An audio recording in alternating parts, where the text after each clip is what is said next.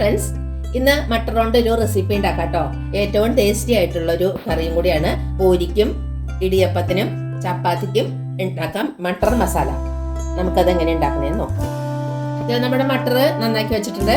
അത് വഴറ്റാനായിട്ട് സവോള, തക്കാളി, ഇഞ്ചി വെളുത്തുള്ളി പേസ്റ്റ്, പച്ചമുളക് ഇത്രയും വഴറ്റിയിട്ട് നമുക്ക് അടുത്ത ഇൻഗ്രീഡിയൻസ് നോക്കാം കേട്ടോ. ഇതിലേക്ക് സവോള ഇടാം. സവാള വേഗം വഴന്നു വരാൻ നമുക്ക് ഉപ്പിടാം. വെളുത്തുള്ളി പേസ്റ്റ് ഇടാം. പച്ചമുളക് ഇട്ടു.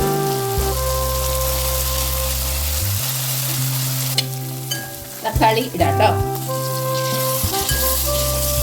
ഇത് നമുക്ക് കോരി എടുത്തിട്ടേ ആറിട്ട് പകുതി അരച്ചെടുക്കാം കേട്ടോ.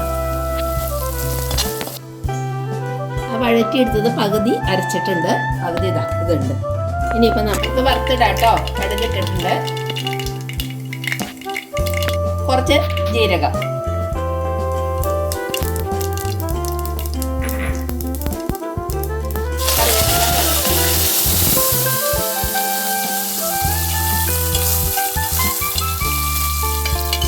വഴറ്റി വെച്ചത് ഇടാം, പകുതി ഇരുന്നത്.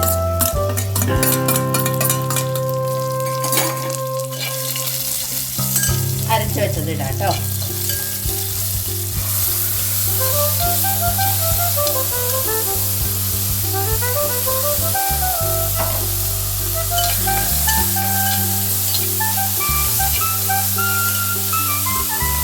ഒരു ടീസ്പൂൺ മഞ്ഞൾപ്പൊടി,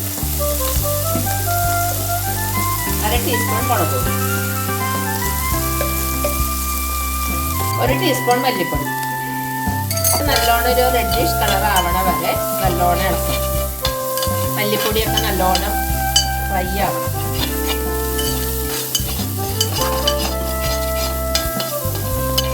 ഇനി നമുക്ക് ബട്ടർ ഇട്ട് ഇളക്കാം.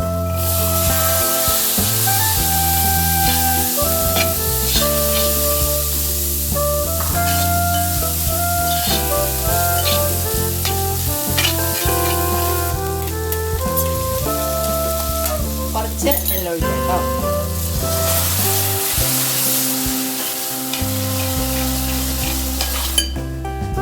ഉപ്പ് പോരെങ്കിൽ നമുക്ക് കുറച്ചും കൂടി ഇടാം കേട്ടോ. നേരത്തെ ഇട്ടല്ലേ ഉള്ളൂ. ഇത് പച്ച ആയതുകൊണ്ട് വേഗം വേവും. നമുക്കിത് അടച്ചു. നമ്മുടെ മട്ടർ കറി റെഡി ആയിട്ടുണ്ട്. ഇനി ഇത് കുറച്ച് മല്ലിയില തൂവാട്ടോ. ഒരു നുള്ള് മസാലപ്പൊടി, ഗരം മസാലപ്പൊടി. അപ്പൊ നമ്മുടെ മട്ടർ മസാല റെഡി ആയിട്ടുണ്ട്. ഇനി നമുക്ക് സെർവ് ചെയ്യാം കേട്ടോ.